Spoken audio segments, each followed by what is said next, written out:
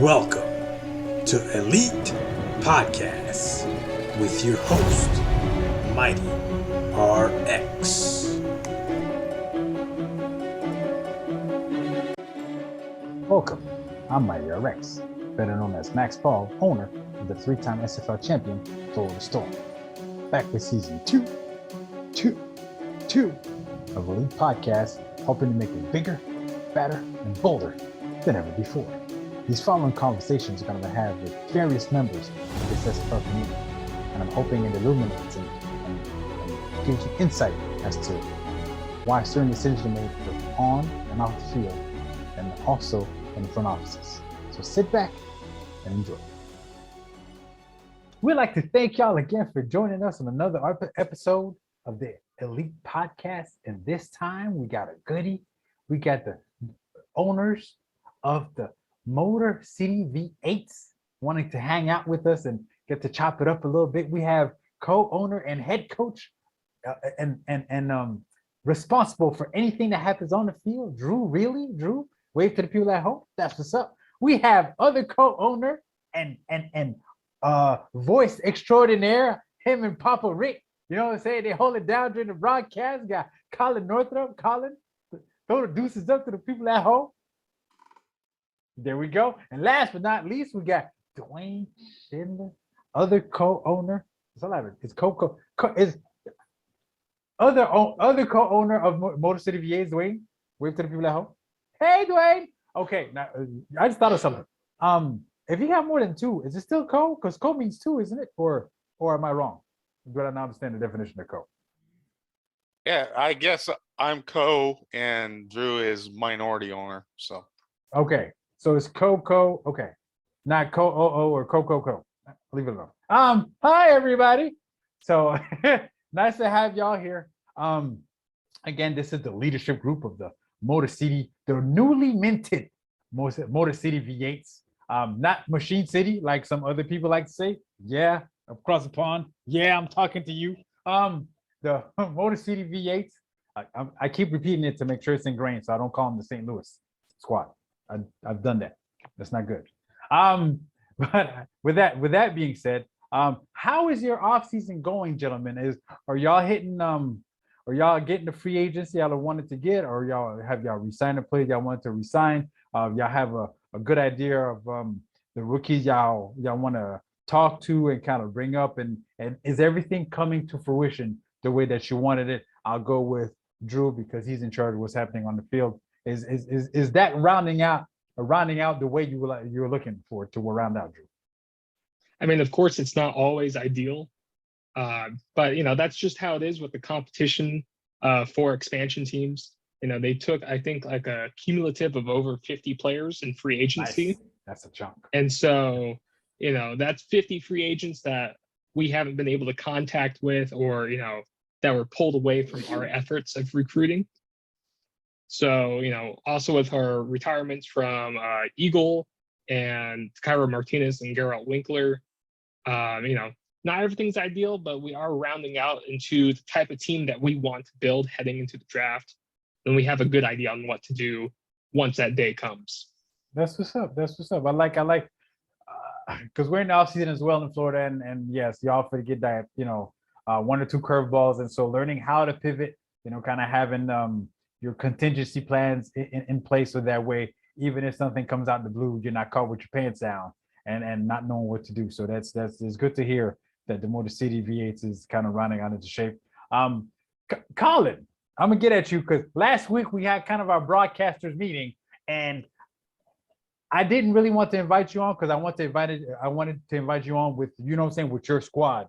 But I got a question for you about announcing games. So, right. So, when it comes to announcing games, what does your prep week look like? Right, going into a matchup, are you looking for specific, one-on-one matchups or unit matchups, or keep your eye on the specific player because he's been doing special things? And how does that work? How does your mindset and your prep going into a game, how does that set up? Well, it works. It's pretty interesting because, my dad, he's got a day job, as it were.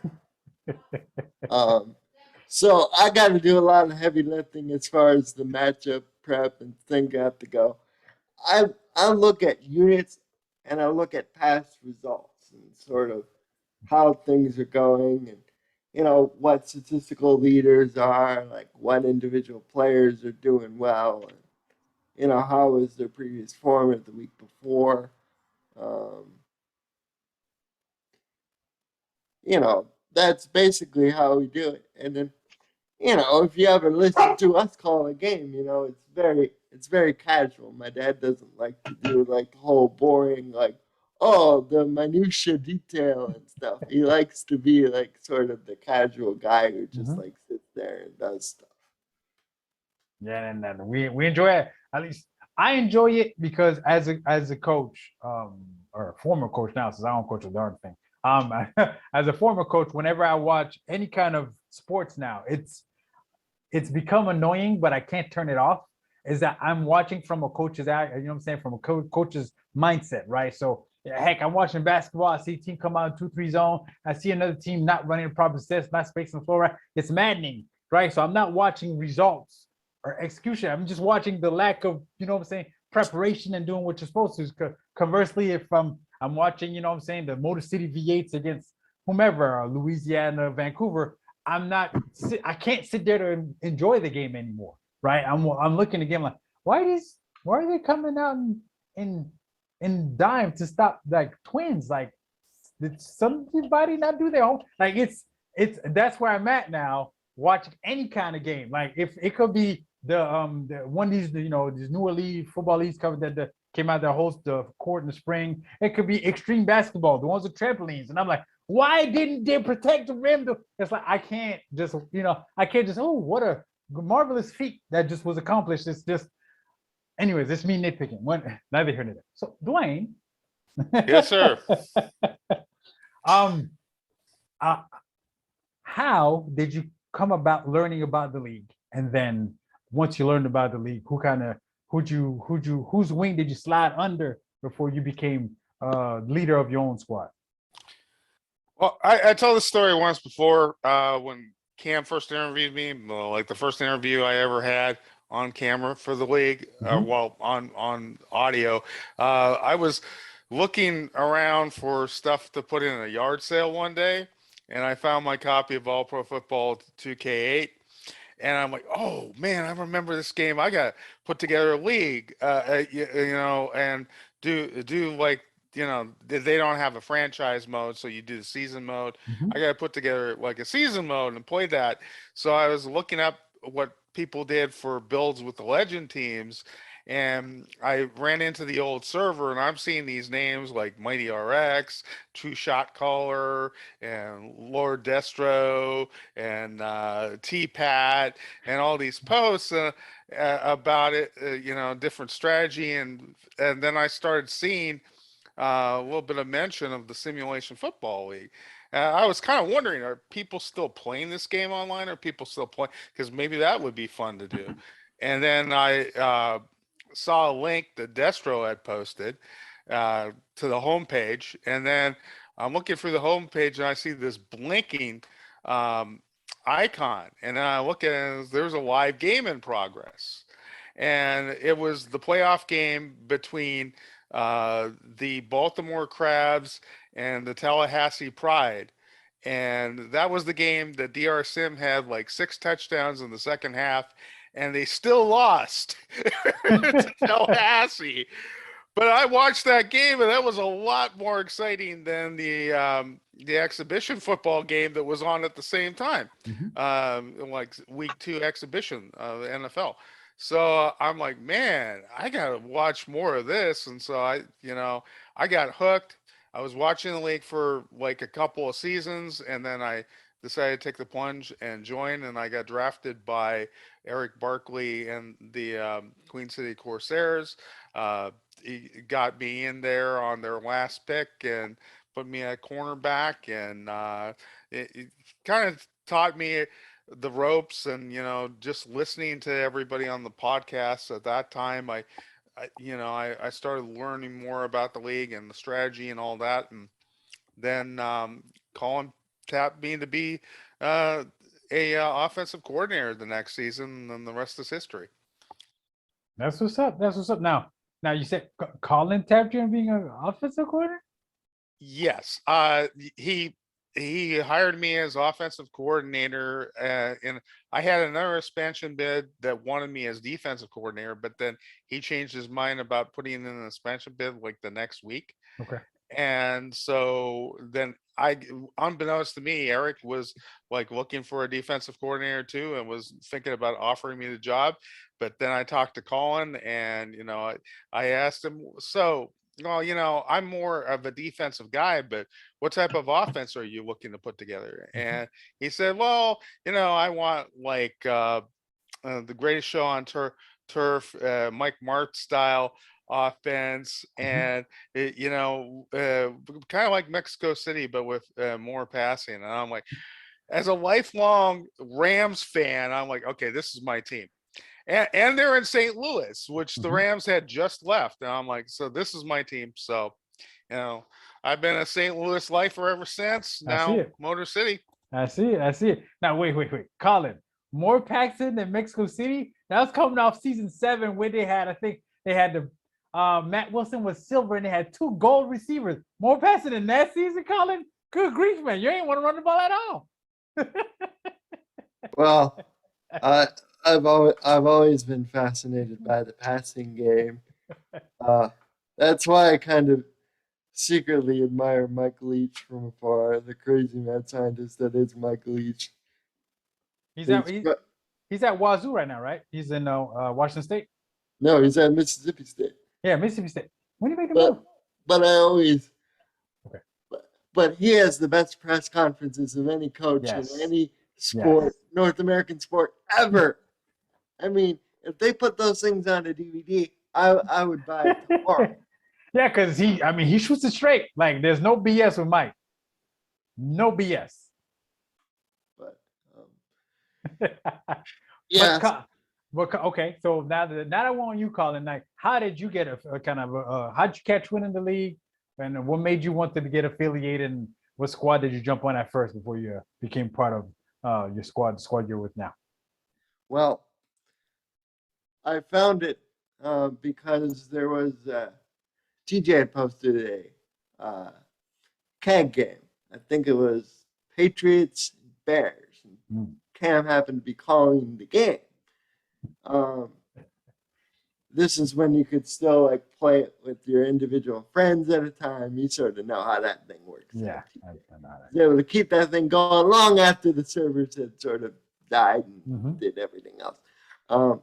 He mentioned the Simulation Football League, and in the description was a video link to where the SFL was, and I kind of clicked around on the website, and this is back in the days where I believe that they were still operating like a Facebook group. Like a lot of the communication was through Facebook. So this is prehistoric days, But that's how I got involved. I was coaching at first with Daley Holder and the San Francisco Bulldogs, but once that whole thing sort of fell apart and they became the Los Angeles Sharks, and I was involved with people running it there. Ramos picked me up as a defensive back. And so I was with Mexico City that first season, and then I just took the plunge with my own team and just been on this crazy journey ever since. So what made you kind of hit up Dwayne and be like, Dwayne, I got a great idea. I'm thinking about putting a team together. I need you to coach the O, and heck, you know what? Let's split the thing 50-50. You and me. What you say, partner? What made you want to tap Dwayne on the shoulder and be like, hey, let's do this thing together? There was just something about him, and I was looking for people at the time. I managed to convince one of my Mexico City teammates to help me run my defense. A young kid by the name of Jimmy Cash, who I was teammates with. Had good experiences with in general, but I knew from previous experience that I could not handle the offense, because how I like to do the offense is I like to add a whole bunch of plays, and things get too complicated, and pretty soon Mm-hmm. all the papers were going to be on the floor. You know what I'm saying? I hear you. But so I knew I needed help, and I don't remember what made me reach out to him, but we had that initial conversation, and we just sort of became buddies after that. And it's only sort of grown from there as we've gotten to know each other a little bit. That's cool. That's cool. So, Drew, you came up a little later. You came up in double-digit seasons, and Drew, this is the only squad you've ever played for as a player, correct? Yeah, it's been the only squad. I came in season 12.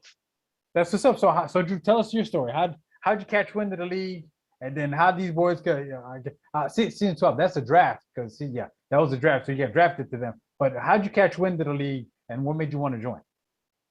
How I caught wind of the league is that my childhood friend is Denver Nightwing and Vaqueros legend Nicholas Warner. I've known him since we were about 5. He joined the league sometime like season 10 or season 11, and he hit me up. He said, "Hey, Drew, there's this fun league that I'm part of. Why don't you hit up the Discord server and maybe join Denver?" And I said, "Okay, for sure." And I joined about 3 weeks before the draft. So there was no way I was really going to get drafted. I wanted to be a kicker. And, you're far from that now. Denver made the smarter choice of going with Kramer Jackman at that time. And so I went undrafted. And I think my secondary position was a cornerback. And that's when Dwayne hit me up in a DM. And he said, "Hey, do you want to play for St. Louis?" And I said, "Sure." I didn't know anything about the team, but I was just happy to be on the team. And so that's basically the story. That's cool. That's cool. So now you're on the squad. You're showing out. You're doing your thing. What made you want to take control or throw your hat in the ring to lead the team? Be in charge of X's and O's and all that good stuff. Well, I think a lot of people, are aware of St. Louis's history of 3 2-10 seasons back to back, and I think that started in season 11 and ended in season 13. And so I hopped on in the middle of that, and I'm a really competitive type of guy. I hate losing more than I like to win. And so I offered my services as a scout. I didn't have the game, but I wanted to offer our head coach, Ethan Kai, any sort of help to at least get us more wins than what it was looking like.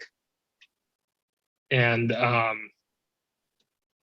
once I got the game, I became a better scout, and I kind of learned how to coach through learning what other teams like you or Denver or Mexico City would do in terms of both offense and defense. And so when Gerald came up as a head coach for us in season 14, he offered me that defensive coordinator position. Mm-hmm. And once he got his own team, I naturally took over. Nice.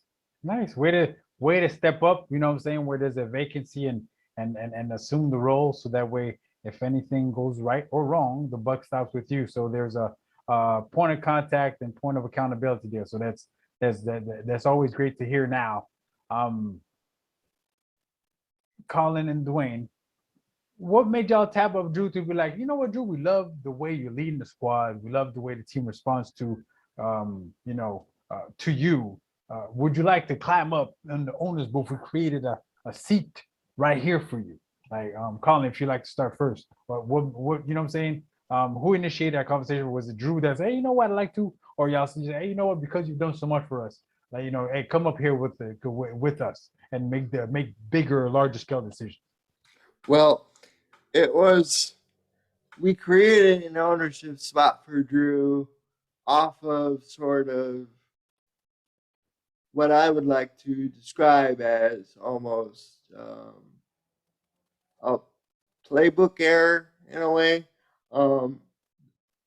This was back in season 17, or not season 17, it was season 15.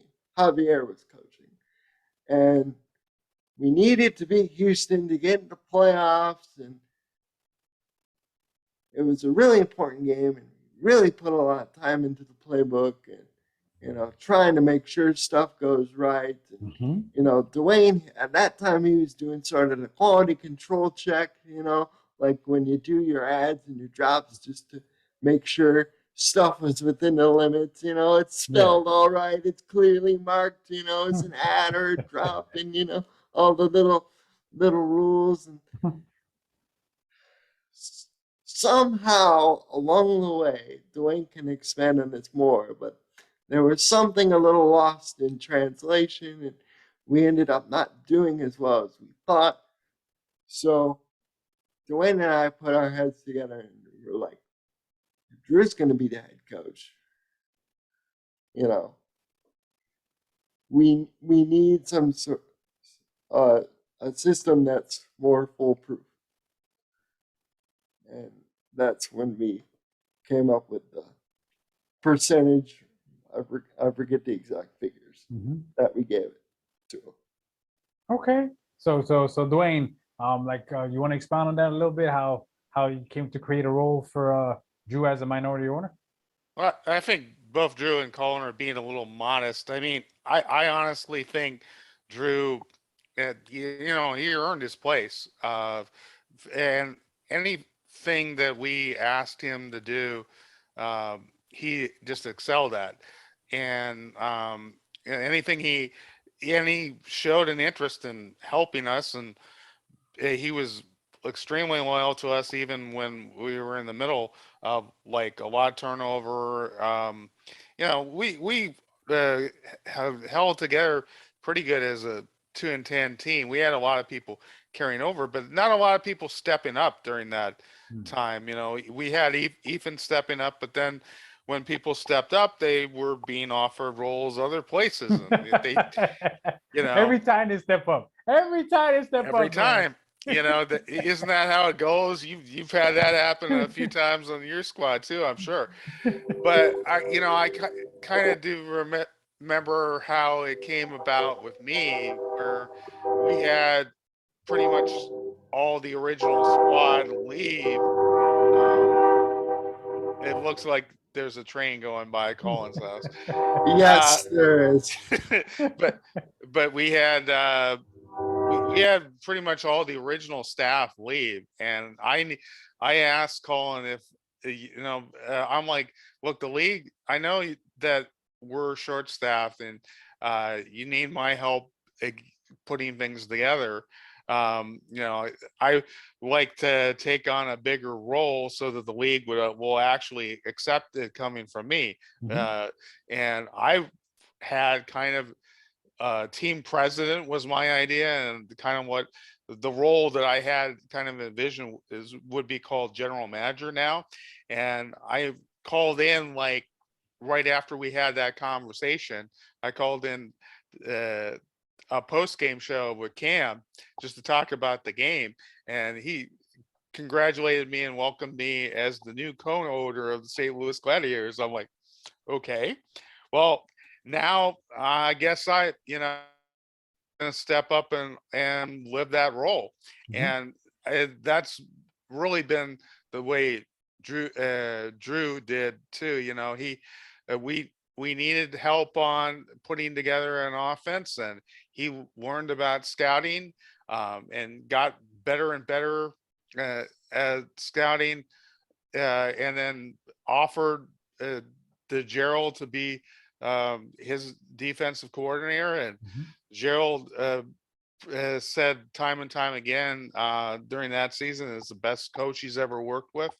And so then he offered to take over, and he said, well, if I take over, I'm as head coach, I'm going to need to do things this way. And he was the first head coach we ever hired other than Gerald that didn't promise to win a couple of championships. And he was being realistic, from the get-go. And and lo and behold, like his second season as head coach, he's he got us into the playoffs, got us back after Gerald got us there, and we almost got there that first season. But yeah, we we needed to organize it a little bit differently, and we're like, Drew's doing all the work on the offensive on the game planning side of it anyway, and he's got it under control. He's got our coaching under control. Let's give him ownership, and give him like the role that he's earned, and his loyalty is earned over the years for us. And it was a great choice, and we're lucky to have him. That's awesome. That's awesome right there. And so back to Colin and Dwayne, because I got a quick question that's going to segue into Drew again. So why St. Louis? Right? When y'all got the squad, y'all putting your heads together about getting the team, and why did y'all pick St. Louis as a locale, and then why the Gladiators as your representation on the field? We'll go with Dwayne since you just ended. So if you want to carry on. Well, Colin can expand upon the why, but one thing that a lot of people don't know is the original idea for the team was the St. Louis Explorers with the Archer logo. And Colin had kind of an idea of a little bit of a cross between Tennessee and University of Miami's colors.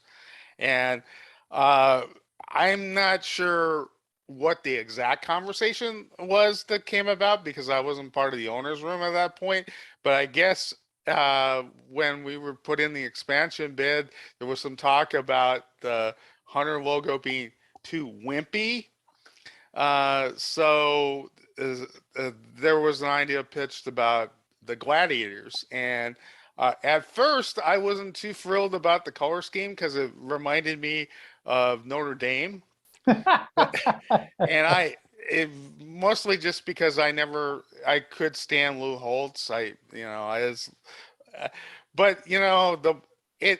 that look of the green and the gold is just classic. And we were, the time we were in St. Louis, we were able to make that identity our own with the single bar city, and the kind of tough, hard-nosed, working class kind of feel of a team that we were, defensive oriented team a lot of the time we've been in the league, and never out completely out of the games, even during the 2-10 seasons. We weren't out of a lot of those games if you go back and watch them. So yeah, that's kind of my thoughts about the St. Louis, but Colin can go into why he selected that. He's got some good points on that. Yeah. So Colin, why St. Louis, Colin? Why'd you select St. Louis as a locale? Well, St. Louis is an initial locale. I have to thank Stan Kroenke for sort of being willing to move the Rams, because if it wasn't for that, it might have ended up in a completely different place. I just felt, that was a right location, because even though we have teams in sort of NFL markets now, or even in some cases, like I know Las Vegas, the SFL beat the Raiders there. But ultimately, I think what it's for is to put teams in locales that the NFL would never consider, or B, had been there but left. San Diego is another good example of this. But the Rams, did play a big part in it, and we were able to carve out an identity, with the single bar, and tribute to the famous arch of St. Louis. But the reason why I wanted Explorers is because, as the original name is, St. Louis is the gateway to the West. Lewis and Clark exploring the western half of the country, after the Louisiana Purchase, that you learned at school all those years ago. That was the primary reason for why we chose St. Louis. Okay. So now we know why that happened. Why the move to Motor City? Why the V8s? Drew, if you know what I'm saying, I'm pretty sure you're involved in this one. If you like to kind of start off this, why Motor City? Why the V8s? So if I remember correctly, it was either Eagle or I. We were pushing the idea that maybe we should relocate to a different city, just because we felt like that despite recent success of our team, we were still kind of getting that reputation of, way back before, season 13 and whatnot. And so we wanted to spice things up, maybe a new look or a rename, much like what Houston did. And I think once we put that conversation into place, we started to really form, okay, if we're going to do this, or we're going to a different town entirely. And we just really like the idea of putting the town, relocating to a place that one of us lived. And I'm in California. There's already 2 or 3 Californian teams. That's a no-go. Dwayne's in Florida. There's already 2 Florida teams. That's it's not Daytona, Motor City. It's not Daytona. No, I'm sorry. Carry on. And so, Colin's in Detroit is the perfect spot. And so that's kind of where we started to get the ball rolling for that. Okay. So Colin, then I'm going to ask you, why the V8s, Colin? We're in the D. Okay, Motor City. All right. Why the V8s? Well, we had to come up with a prefix, and it was pretty clear that we were going to go with one of 3 prefixes: Michigan, Detroit, or what we ultimately ended up going with, Motor City.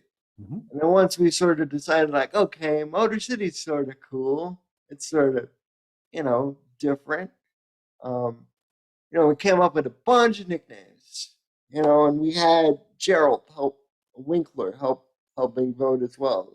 Nick Warner contributed his votes, and I believe Shane Kaufman was also part of it. Okay.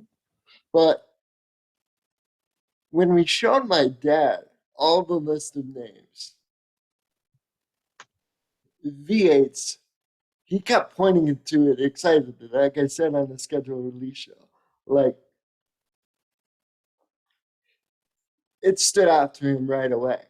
And that was the one he got most excited about.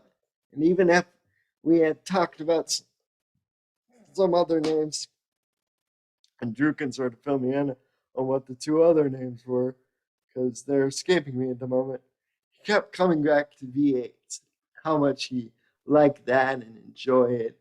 And, it was pretty clear V8s was going to be the winner, but I don't remember what the 2 other finalists were in terms of the names. Okay, sounds good. So, Dwayne, do you know who the other 2 finalists were besides V8s? Yeah, we had Great Lakes Gargoyles in there, and this was before we knew anything about an expansion bid that might want to use that. And we had the idea of maybe just changing the color of the branding and using the same logo and calling ourselves the Michigan Centurions. But it actually was a really long process, because Colin and I had been thinking about rebranding for several years, and we had a conversation about maybe we should locate in one of the cities that the 2 of us live in with Cam a couple of years ago. And he said, well, if you're going to move, and move for the right reasons and make it mean something to your team and your organization.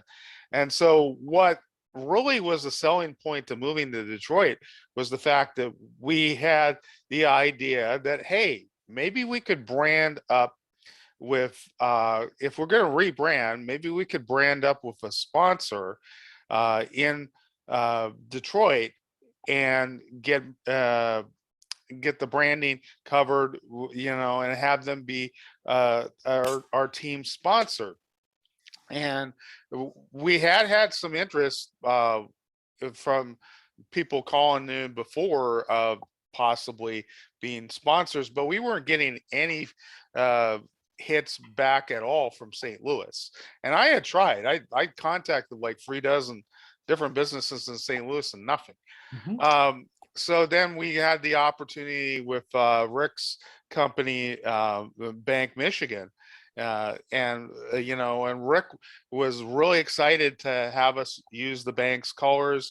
The orange is part of one of the branches, but they use a lot of blue and a lot of gray and white in their logo. So you're going to see a lot of that, but we like the flame of the orange. So we've got that in there. And we had like 3 or 4 dozen names that we came up with. And when we did the voting, V8s was the one that everybody really liked. And I was throwing out, the different names that people came up with. Okay, would Detroit sound better with that? Would Motor City sound better? And Eagle mentioned, why don't we go with something like V8s? That's a little bit different from like Detroit Wheels or any of the other, motor related ones that they've gone with. And I'm like, well, we got to use Motor City in front of that then, and Motor City V8s. And that just stood out. And that was like a top 3 choice for everybody in the first vote. And then it was like our final name. And then, we just found a designer and put that together. We're going to have a store up, hopefully do a soft launch of that within the next few days, and Nice. Get branding together. But it really came together like clockwork when we finally got the ball rolling like that. It's been a long process, but I'm really excited about the way it came together. That's cool. That's dope. There's a type of convergence that happened and synchronicity. Is that the word? I don't know. To just kind of everything line up and be able to just fall into place the way it has. Okay. I've asked a ton of questions this evening. Do y'all have any questions for me? The floor is yours. Whomever wants to speak. Nobody got questions? Any thoughts of rebranding?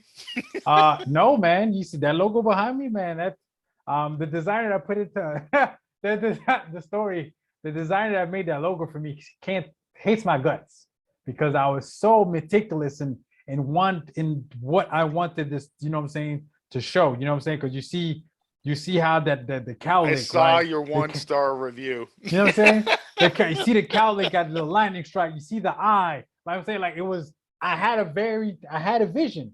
So every time he sent me a copy and a revision, I'm like, my God, you're missing that. You're missing that. It's all wrong. So I got, what I'm saying? So by the time we were done, he kind of like left me 1-star reviews. They're difficult to work with. And I'm like, sure, I just know what I want. And the funny thing is that a year later, he hits me up and he's like, you need any more work to do? Like more work? You just left me the worst review. I'm not working with you, sir. So when we moved from Alaska to Florida, I hit up a different designer because I had to change the logo from Alaska to Florida, and he did some other things, cleaning up the logo because there were some spots that were where you could see the background that I feel were red now. So no, we are very happy with our logo, sir, and we just opened our own team store to sell some apparel, hats, and coffee mugs and mouse pads and the like. So I can't wait to see what y'all's looks like in Motor City. I probably couple of things, maybe a hat here, some socks. You have some socks. I'll rock some socks all day long. You know what I'm saying? What else does it? Forgot to put that on silent. Excuse me. Does anyone? Wow, the interruptions. Does anyone else have questions? I have one. What you got, Drew? If that's all right with you. That's all good. Why did you decide to stop coaching? You had a lot of success early on up until season 13. I think that's when your championship run ended, right? You had 3 championships back to back, if I remember correctly. We went to back, and then we got kicked in the nads by Seattle with the last second loss in the playoffs. And then we don't talk about the following season because it never happened. And then the season after that, we got kicked in the teeth by Denver. And then the 2 seasons after that, we made it to the championship game. We just ran out of time twice. Again, Denver kicked the last second field goal to kind of, you know what I'm saying, to send Jeremy off into retirement his own self. And then we lost to Baltimore with a tight end. Was that a curl and go? Got us when we were playing cover 2. And that was all she wrote. That might have been Ron's worst game in the playoffs. Like Baltimore defense came to play that game. Ron could not complete a pass to anyone that had the same jersey that he wore. So we're just, you know what I'm saying? But we're as bad as he played, we're still in the game. So we've been there 5 times. And at that point, I'm like, bro, like what else do I have to prove? 10 seasons, 5 championship appearances, 3 championship wins. Like, why am I coaching? Let the next generation prove their medal. I'll be the advisor. Hey, I'm trying to tell you that won't work. Put on like now my voice and my word is not far from gospel, right? You don't just take it and run to the bank with it. I whomever asks me for advice ever, my thing I always say, put it on the field. You got a theory, put it on the field. Test that theory.